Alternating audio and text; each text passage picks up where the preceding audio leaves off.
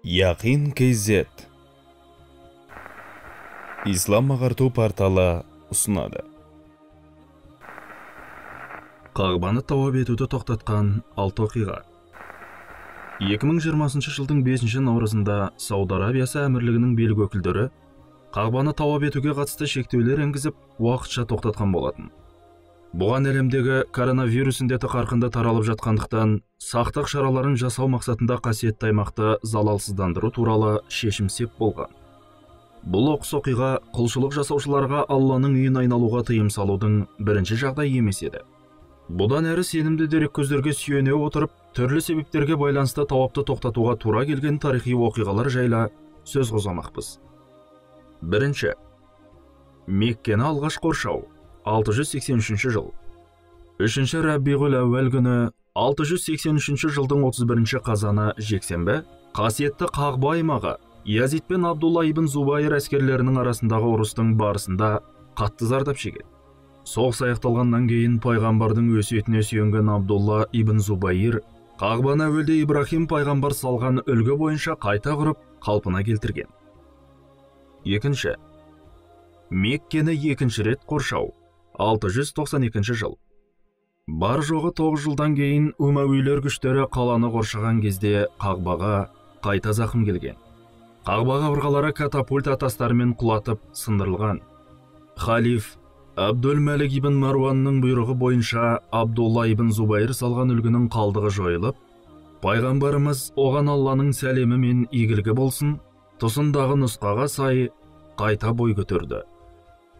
Үшінші, су тасқыны, 1629 жыл. Қатты нөсер жауыны және су тасқыны салдарынан кейін Әл-Харам аймағын су басып, Қағба құлаған. Сол уақытта ислам әлеміне билік еткен Осман империясының басшылығымен Қағба қайта қалпына келтірілді.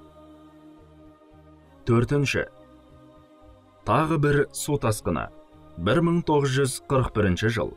Бұл жолы Қағба зиян шекпесе де, тауап су тасқынына байланысты тоқтатылған десе. Сол сәтте небәрі 12 жасар бахрейндік қажы Шейх Әл-Әуәвиді жүзіп тауап етіп жүрген кезінде суретке түсіріп алған екен. Жауынның соңғы күні жас жігіт мешітке ағасы Ханифпен бірге екі досы Мали елінің Тимбук қаласынан келген Мұхаммед Әт-Тайиб және йемендік Әл-Бароммен бірге барып, не болып жатқанын көріп қайтуды шешкен. Тунистік ұстазымыз Абдул Рауф те бізбен бірге болды. Бала кезімізде бізге суға батып кеткен матафты көру, Қағбаны айналуға арналған арнайы қоршалған орын өте қызық болатын. Мен өте шебер жүзетінмін, және тауапты жүзе отырып жасаймын деген ой туындады. Бұған менің ағам мен достарым да қосылды. Бесінші, бүлікшілердің қоршауы, 1979 жыл. 1979 жылы 21 қараша күні таң намазы шамасында өзін Мағди жариялаған Мұхаммед Әл-Қахтани жетекшілігімен 500-ге жуық бүлікші, арасында әйелдер мен балалар бар, қасиетті Әл-Харам аймағына қаруларын киімдер астына жасырып кіреді. Әл-Харам имамы Шейх Мұхаммед Әс-Субайыл 50 мың жамағатқа таң намазын өткізгелі жатқан еді. Алайда, көтерілісшілер тез іске көшіп, Әл-Харам есіктерін жауып алып, толықтай бақылау қалады. Қол шоқпардан өзге қаруы жоқ күзетшілер әу баста қарсылық көрсетуге тырысқанымен, екеуін атып өлтіреді. Сауд билігі алғашқыда террористермен күресу жолын анықтай алмай, әбігерге түседі. Сол уақыттағы бас мүфти Ибн Баз тұтқындарды босату үшін күштік әрекетке бару турасында пәтуа шығарады. Мешіт мұнараларына орналасқан мергендер әскерилерді мұрттай ұшырып Әл-Харамға енуге мүмкіндік бермейді. Шарасы таусылған билік Парижден көмек сұрайды. Француздар өздерінің сайдың тасында іріктелген әскери құрамын жібергенімен, Қағбаны құрсаудан босату мүмкін болмайды.